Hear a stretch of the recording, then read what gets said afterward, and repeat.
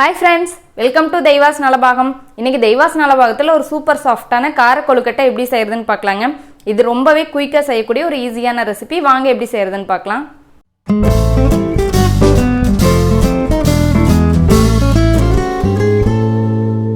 இந்த ரெசிபி பண்றதுக்கு ஃபர்ஸ்ட் ஒரு pan ஹீட் பண்ணிக்கோங்க. pan ஹீட் ஆனது இதுல 1 டேபிள்ஸ்பூன் அளவுக்கு ஆயில் சேர்த்துக்கோங்க. ஆயில் சூடானது இதுல 1 டீஸ்பூன் அளவுக்கு கடலை பருப்பு, 1 டீஸ்பூன் உளுத்தம் பருப்பு எடுத்து வச்சிருக்கேன். இப்போ இத உள்ள சேர்த்துக்கலாம். உள்ள சேர்த்துட்டு இந்த பருப்பெல்லாம் நல்லா செவக்க வறுத்துருங்க. மீடியம் ஃப்ளேம்லயே வச்சு வருங்க, இல்லைன்னா பருப்பு கரிஞ்சிரும்.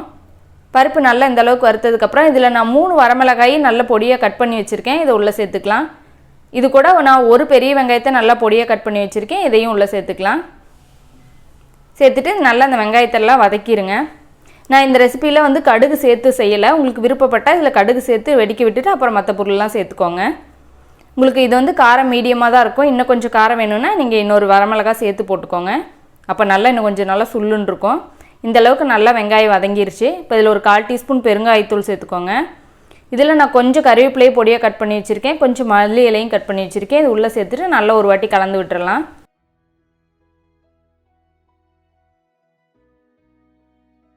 எல்லாமே இந்த அளவுக்கு நல்லா வதக்கியாச்சு. இப்போ ஸ்டவ் ஆஃப் பண்ணிடலாம். இப்போ கொழுக்கட்டைக்கு மாவு பிசைஞ்சிக்கலாம். நான் 1 கப் அளவுக்கு வீட்லேயே அரைச்ச பச்சரிசி மாவு எடுத்திருக்கேன். இது நல்லா வறுத்து வச்சுருக்கேன். ஒருவேளை நீங்கள் கொழுக்கட்டை மாவு கடையில் வாங்கினதாக இருந்தால் அதை நீங்கள் வறுக்க தேவையில்லை. இப்போ இது உள்ளே சேர்த்துக்கலாம். இப்போ இதுக்கு தேவையான அளவுக்கு உப்பு சேர்த்துக்கோங்க. நான் 1/2 டீஸ்பூன் அளவுக்கு கொஞ்சம் உப்பு அதிகமாக சேர்த்துருக்கேன். சேர்த்துட்டு நல்லா அது ஒரு வாட்டி கலந்து விட்டுருங்க. இப்போ இதில் நம்ம வறுத்து வச்சுருக்கிற அந்த வெங்காயம் மிளகாய் எல்லாமே உள்ளே சேர்த்துக்கலாம். இது கூடவே நான் ஒரு 1/4 கப் அளவுக்கு தேங்காய் துருவி வச்சுருக்கேன். இதையும் உள்ளே சேர்த்துக்கலாம்.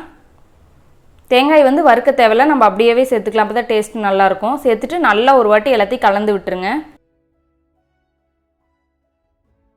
நல்லா இந்த அளவுக்கு கலந்தாச்சு. இப்போ இல்லை தண்ணி சேர்த்து பிசைஞ்சிக்கலாம். நான் ஒரு 3/4 கப் அளவுக்கு சுடு தண்ணி எடுத்திருக்கேன். இப்போ அதை கொஞ்சம் கொஞ்சமாக ஊற்றிட்டு நல்லா ஃபஸ்ட்டு கலந்து விட்டுறலாம். கலந்து விட்டுட்டு அப்புறம் கை வச்சு பிசைஞ்சிக்கலாம். நான் 1 கப் அளவுக்கு அரிசி மாவு எடுத்ததுக்கு எனக்கு 3/4 கப் அளவுக்கு தண்ணி தேவைப்பட்டுச்சு. நீங்கள் உங்கள் மாவுக்கு தகுந்த மாதிரி நீங்கள் அட்ஜஸ்ட் பண்ணி சேர்த்து பிசைஞ்சிக்கோங்க. கொஞ்சம் கொஞ்சமாக சேர்த்துட்டு அதுக்கப்புறமா நீங்கள் பிசைஞ்சு இது பண்ணிக்கோங்க. ஒட்டுக்க எச்சா தண்ணி சேர்த்துறாதீங்க. இந்த அளவுக்கு நல்லா எல்லாம் கலந்தாச்சு. கொஞ்சம் கை பொறுக்கிற சூடு வந்ததுக்கப்புறம் இப்போ நம்ம கையிலேயே வச்சு நல்லா பிசைஞ்சிக்கலாம். நல்லா பிசைய ரொம்ப சாஃப்டாக வந்துடும் மாவு.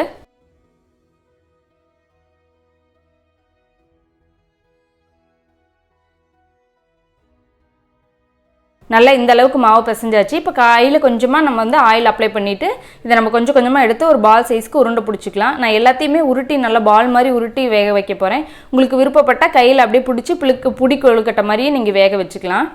இந்த அளவுக்கு எடுத்து நல்லா கையில் ஊற்றிக்கோங்க. இப்போ இட்லி பாத்திரத்தில் தண்ணி ஊற்றிருக்கேன். நல்லா கொதிச்சிட்ருக்கு. இப்போ பிளேட் போட்டு மேலே துணி போட்டாச்சு. இப்போ ஒவ்வொன்றா நம்ம எல்லாத்தையும் உருண்டை பிடிச்சி எடுத்து வச்சிடலாம். இப்போ எல்லாத்தையும் பிடிச்சாச்சு. இப்போ ஒரு மூடி போட்டுட்டு நீங்கள் இட்லி மூடி போட்டுட்டு ஒரு 10 நிமிஷத்துக்கு நல்லா வேக வச்சுக்கோங்க. கொழுக்கட்டை ஒரு கரெக்டான ஒரு 10 நிமிஷம் வேக வச்சிங்கனாவே போதும். அதுக்கு மேலே ரொம்ப நேரம் வேக வச்சிங்க அப்படின்னா ஹார்டாயிரும். இப்போ ஒரு 10 நிமிஷம் ஆயிடுச்சு. இப்போ நம்ம ஓப்பன் பண்ணிக்கலாம். நம்ம கொழுக்கட்டையெல்லாம் ரொம்ப சூப்பராக வெந்து வந்திருக்கு.